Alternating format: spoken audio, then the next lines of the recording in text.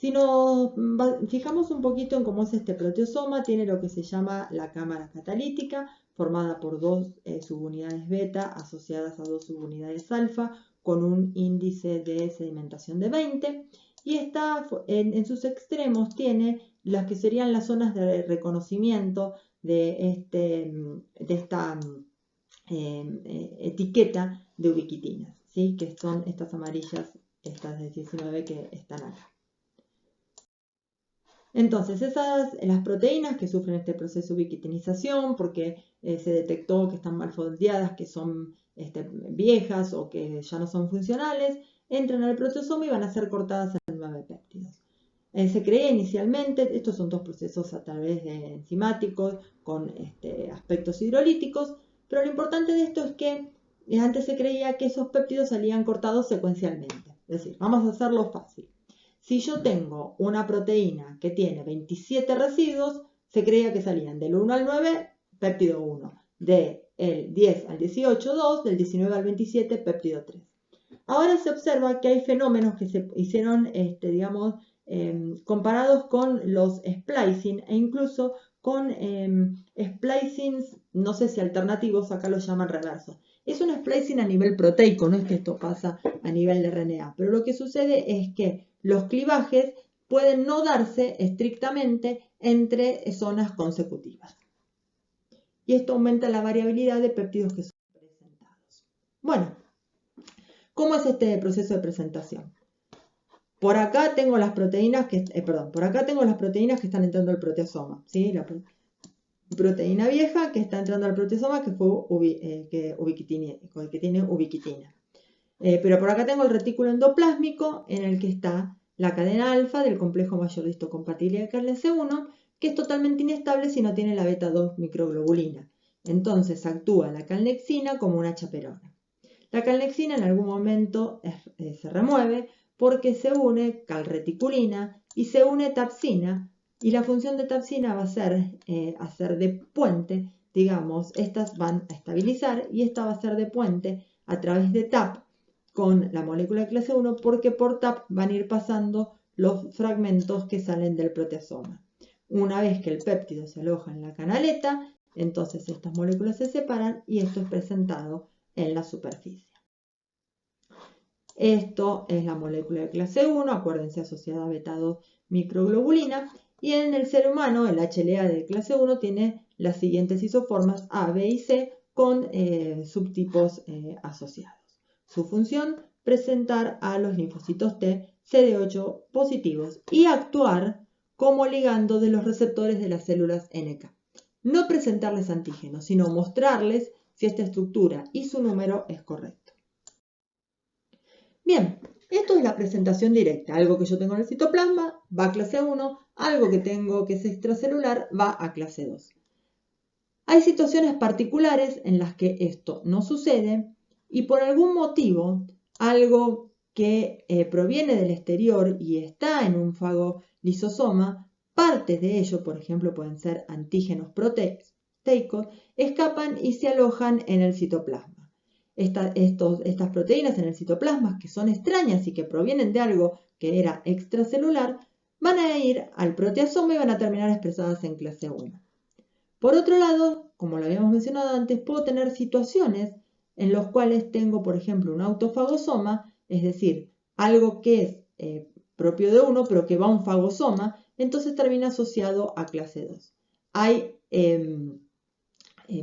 parásitos protozoarios capaces de vivir, aislarse en fagosomas, entonces también son intracelulares, pero terminan expresando en clase 2.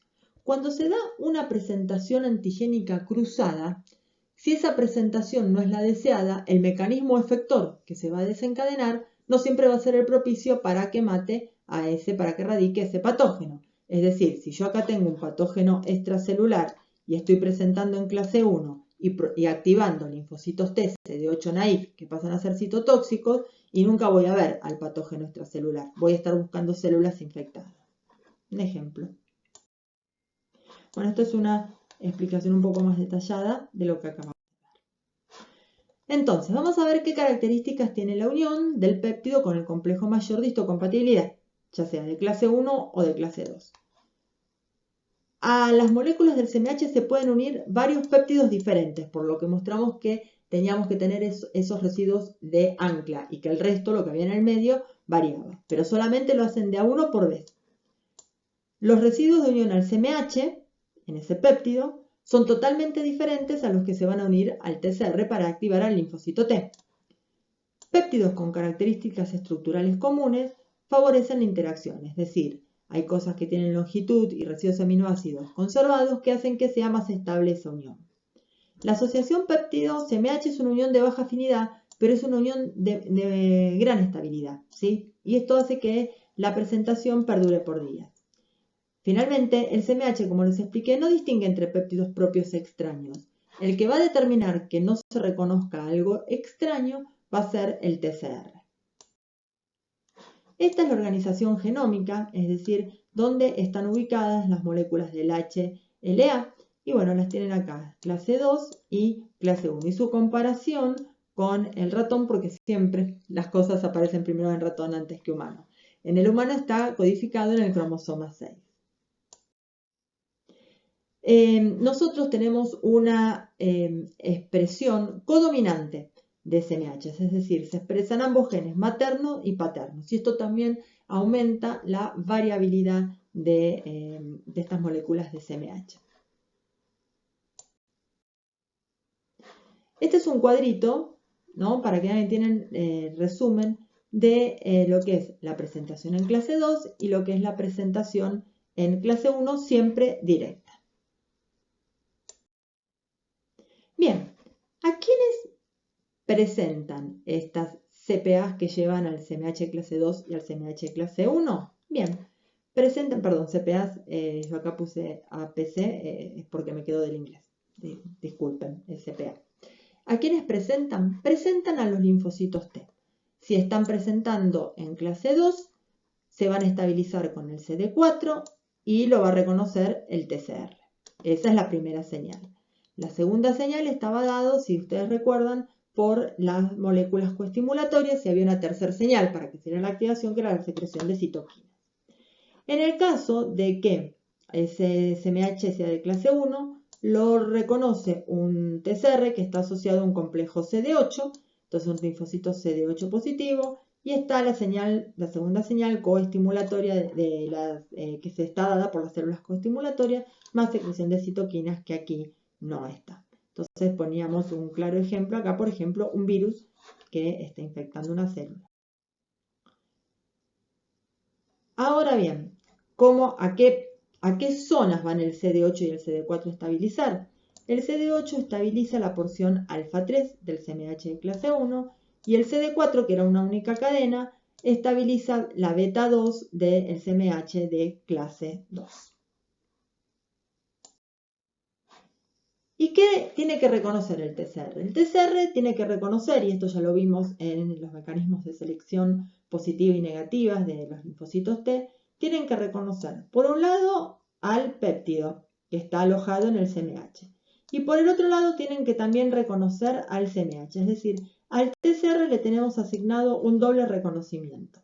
Y esto es un poco lo que se muestra acá, donde el único modo en el cual se produzca el reconocimiento es que estas dos encajen. No vale que reconozca solamente al péptido y tampoco vale que reconozca solamente al CMH. ¿Qué va a pasar finalmente? Bueno, en el caso de que lo que hayamos tenido es la interacción entre una célula dendrítica que migró al ganglio y un linfocito T CD8 positivo, es que ese linfocito T CD8 una vez que se dio el reconocimiento correcto, va a secretar interleuquina 2, que va a tener una gran capacidad de acción autócrina, y se va a diferenciar este linfocito T CD8 a un linfocito T citotóxico efector que va a salir a la periferia a buscar células que estén infectadas en nuestro organismo y así poder resolver la infección.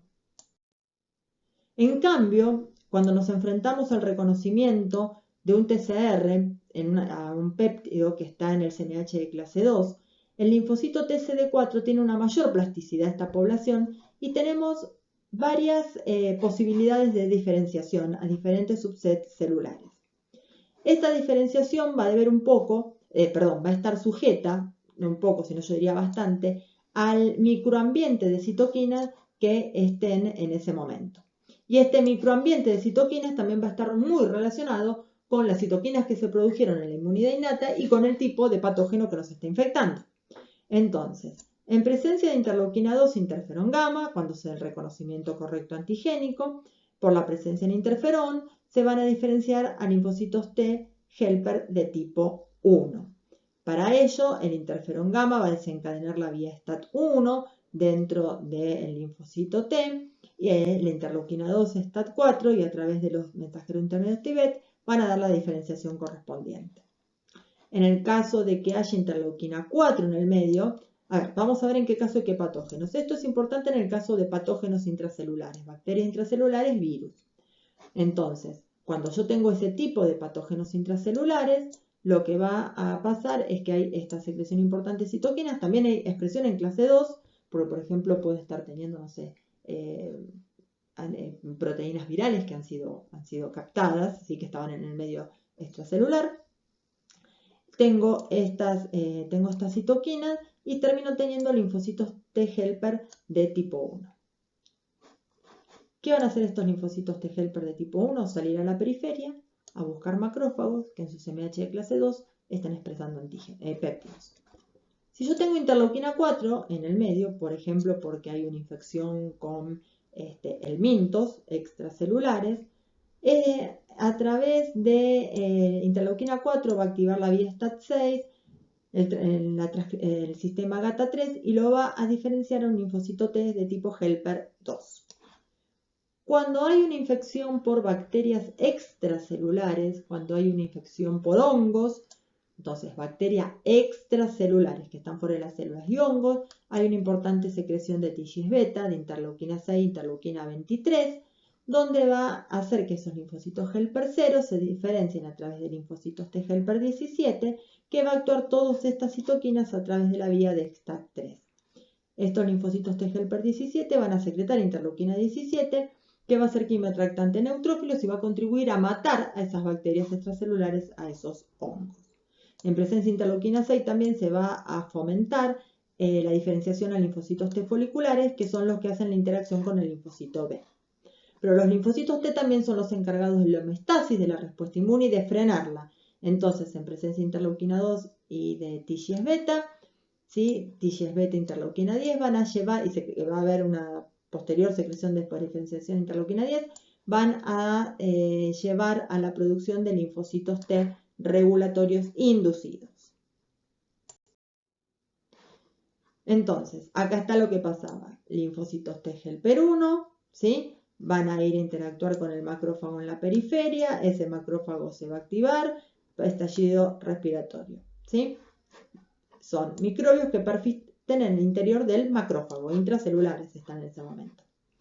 Después, el linfocito T helper 2 va a haber una importante secreción de anticuerpos que van a intervenir en mecanismos efectores que van a involucrar eosinófilos, mastocitos, basófilos y van a eliminar, por ejemplo, helmintos. Linfocitos T17, secreción de interleuquina 17, quimioatracción de neutrófilos, elimina bacterias extracelulares y hongos. Los foliculares van a propiciar la interacción la interacción BT, va a haber switch de isotipo y maduración de la afinidad y memoria inmunológica. ¿Y quién va a frenar la respuesta inmune? Generalmente, cuando todo esto ya haya pasado, el linfocito T regulador. Bueno, chicos, esta es la clase de hoy. Sé que es intensa. Acá tienen la bibliografía, que es la misma que estuvimos viendo hasta ahora. Y voy a preguntar si nos permiten usar el sistema de Zoom para todos aquellos que estén interesados, tener algún encuentro. Les voy a pedir que me contacten a mi mail para ver quiénes serían los interesados y yo así decir cuántos alumnos serían, y que ahí podamos de algún modo evacuar dudas que tengan sobre las clases teóricas y no solamente sobre la mía, ¿sí? Así que bueno, nos vemos la semana que viene con la clase número 6. Muchas gracias.